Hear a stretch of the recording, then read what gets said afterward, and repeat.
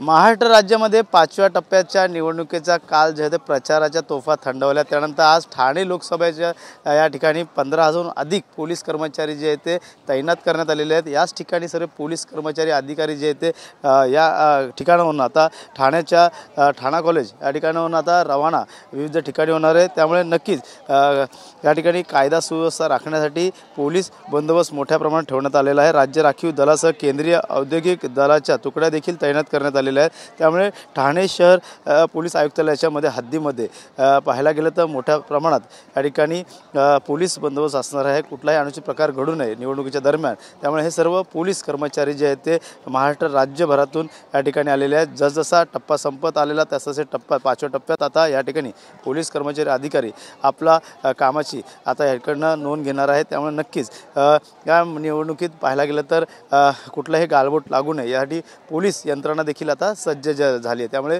निवडणुकीसाठी निघताना आता ज्या पद्धतीने उन्हाळा वाढत आहे त्या पद्धतीचा उन्हाळ्याचा त्रास देखील लोकांना सहन करावा लागतो। त्यामुळे लवकरात लवकर जास्तीत जास्त मतदान कशा प्रकारे करता येईल यासाठी देखील शासनाने जे आहे ते सूचना केलेली आहे। त्यामुळे नक्कीच निवडणूक अधिकारी असतील त्यांनी प्रत्येकाला सूचना देखील करण्यात आल्या। त्यामुळे या ठिकाणावरून आता निवडणूक कर्मचारी असतील पोलीस कर्मचारी असतील हे आता आपल्या आपल्या ठिकाणी आता रवाना होणार आहे।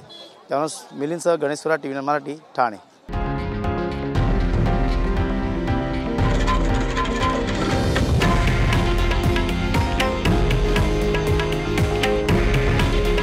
हे आहे देशातील नंबर 1 न्यूज नेटवर्क आणि आपण पाहत आहात TV9 मराठी। काळजी तुमची, हित महाराष्ट्राचं।